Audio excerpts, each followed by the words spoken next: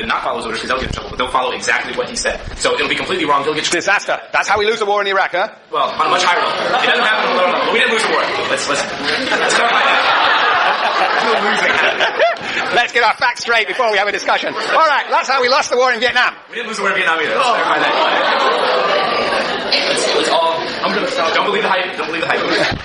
All right. We didn't lose any war. Why we didn't lose any war? Because we killed more of them than they ever killed us. Okay. So, militarily, we've never lost a war. If people that are civilians. See, that's a bureaucratic way of doing it. You measure the number of casualties. We owned on everyone else, and we didn't get owned on. If people protest and the civilians are upset, we don't care what they think. We know that we, as soldiers, we did our job. Okay. We did our job really well. So very good. No, you did your job very well, but you worked to rule. But no, I'm saying if on a smaller level, if on a smaller level, like on a platoon, if you wanted to go against whatever your officers were doing, you would just do exactly what they said. Right. Knowing that extra stuff needed to be done, but since they didn't specify it, you didn't do it. Right. Anybody else got an example for Andy about working to rule? This is a very important concept. Hannah? I have an example, just to make sure that I understand it. So it's basically working to rule. People just follow like the bare minimum basis of like the contract. Yes, the bare minimum. You go to work. The explicit part. You go to work in a factory. Basically, there are all these as we know from Durkheim, non-contractual elements of contract, not written down in the contract, and you sit around and do the minimal amount. And that is the most effective way of sabotaging the place you're working in. And you don't get fired because you have followed the rules.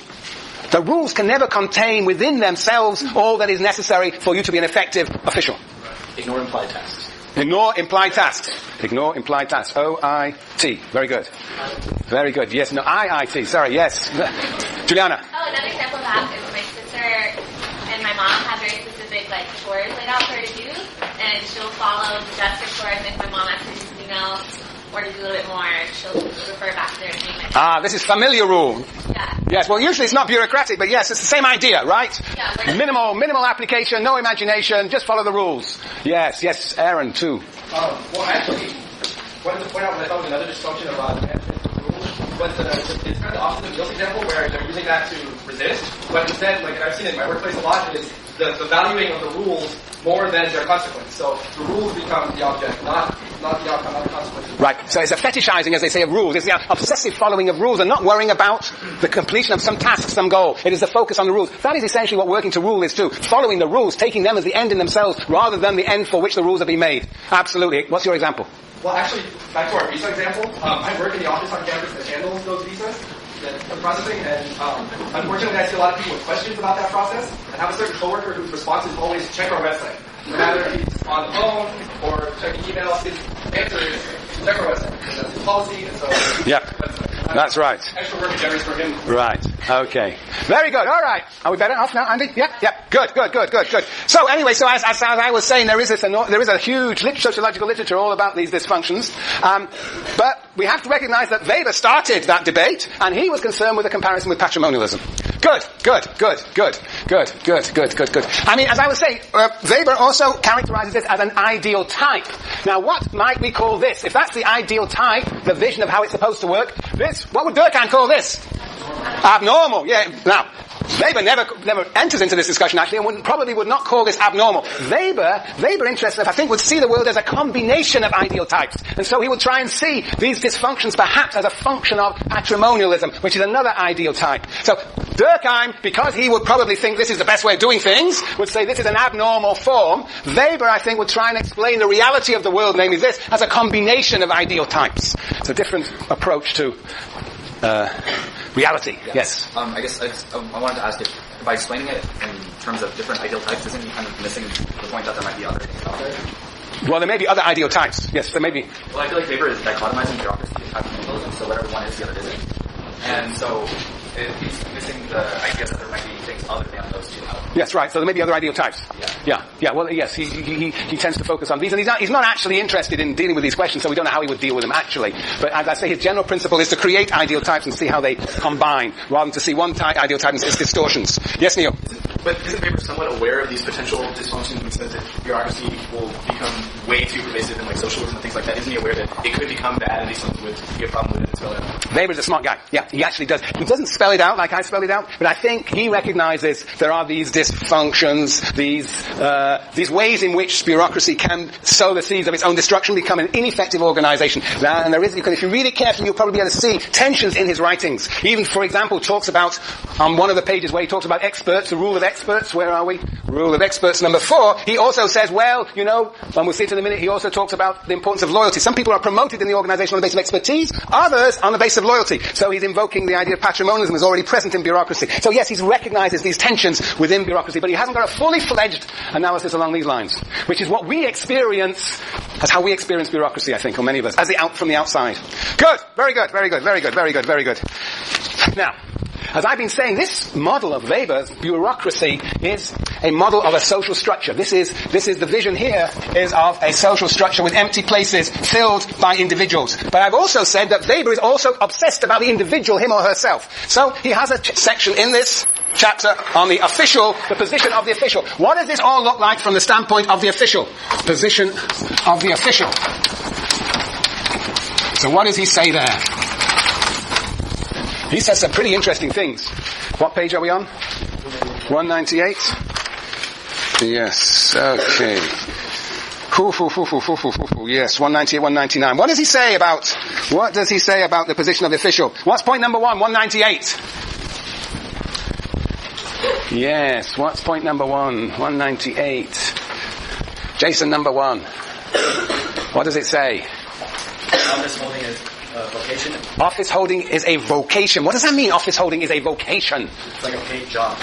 Is it just a paid job? What does he mean by a vocation? Let's go on. This is shown first in the requirement of a firmly prescribed role of training, which demands the entire capacity for work for a long period of time, and in the generally prescribed and special examinations. This is Germany in the 19th century. Special examinations in order to become a civil servant, a bureaucrat in the state. Special examinations which are prerequisites of employment. Further, the position of the official is in a sense a duty.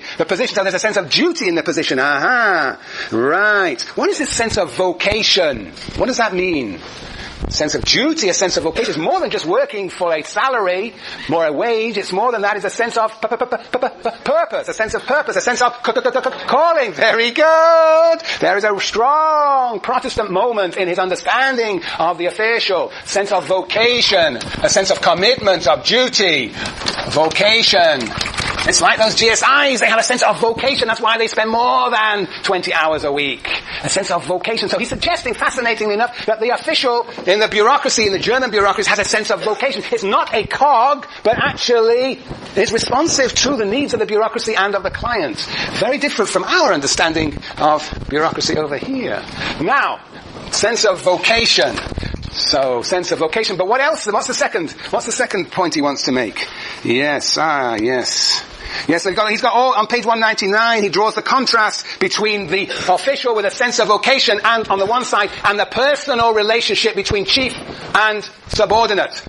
And he contrasts it also with a personal servant of a ruler. That is not an official in a bureaucracy.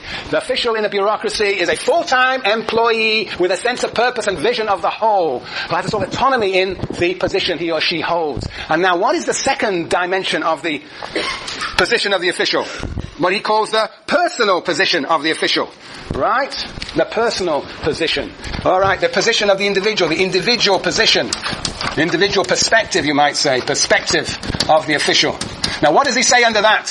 What are the dimensions of this personal perspective? What is the state, how does Weber characterize the individual official? It says on the next page. What's the first item?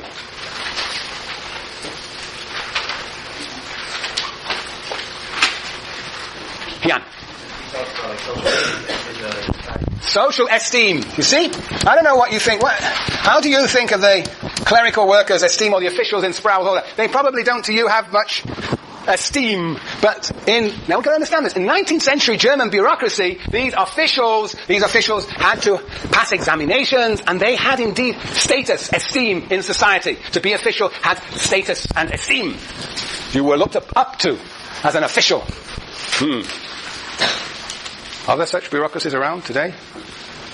Well, if the GSIs are in a bureaucracy, we look up to them, don't we? Or look down to them, up to them? Yeah. No, interesting. Yes. They have to pass examinations too. Yes, Matt. It's my understanding that in Japan, to become a bureaucrat is very highly valued, even though it's lowly paid. No, it doesn't pay off there. Right. Right? In different societies, the bureaucrat, the official, has different statuses. I think in this country it is not very high. I think in Europe it's higher. In Germany it has been and still is particularly high. And the benefits and wages of civil servants and the guarantees of civil servants in Germany are much more advanced than they are in this country. Good. All right. That's point number 1. What's point number 2, Hian? Point number 2. You don't know. It's on the page. Yes. Simeon. Bureaucrats are appointed. They're not elected, they are appointed. We appoint our GSIs. Haha, yes, they are appointed. They are appointed. So you don't elect them, you're appointed from above. That's how officials are appointed from above. Yes, very good. Very good, very good. Yes, why don't you want to elect an official? Why don't you want to elect an official? Who talked about electing officials? Lenin. Right. Now, why don't you want to elect officials? Why should they be appointed? Yes. It doesn't guarantee a qualified person. Well, yeah, it doesn't guarantee the qualification, that's true. And if people are elected, they may be accountable to the people who elected them rather than their supervisor. Yes, so appointment is very important to a bureaucracy. That's part of the hierarchy. But then, along with appointment comes what? Tenure for life! Tenure for life!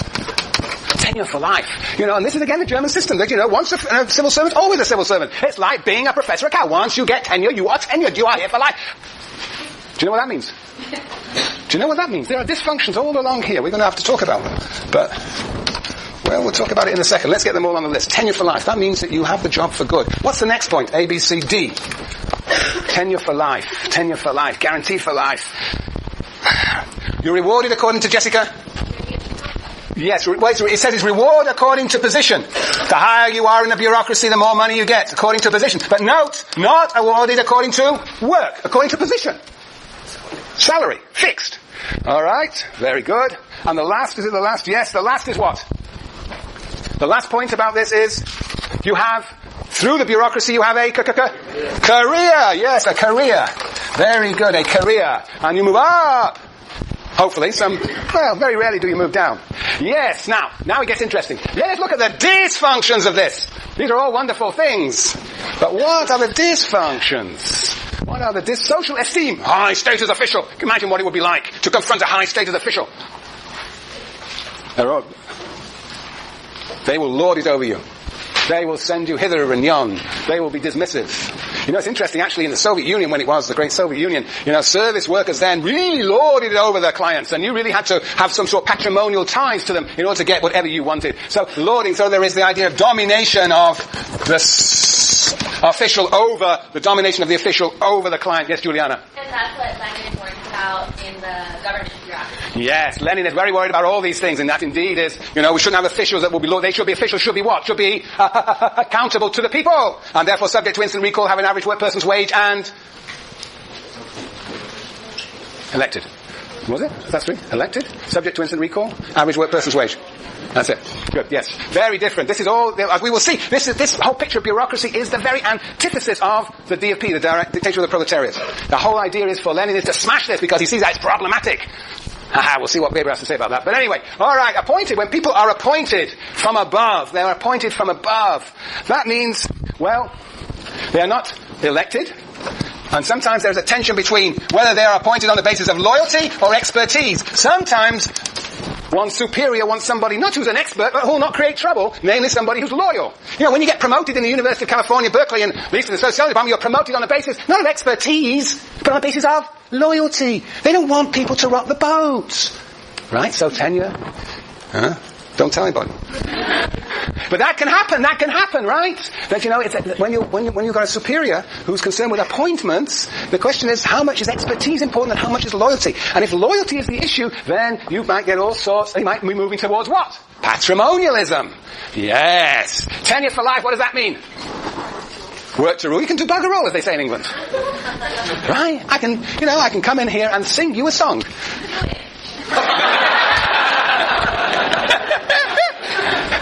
Well, it's harder work for me to sing you a song than to talk about Max Weber, Jessica. Last week. Last week? Apparently. Who sang last week? Oh no, what's he talking about? Me, sing. I have never sung in my life. Karaoke. Karaoke. Karaoke. What were you doing? You were singing last week. See, this is, my chiefly role is very limited, obviously. My God.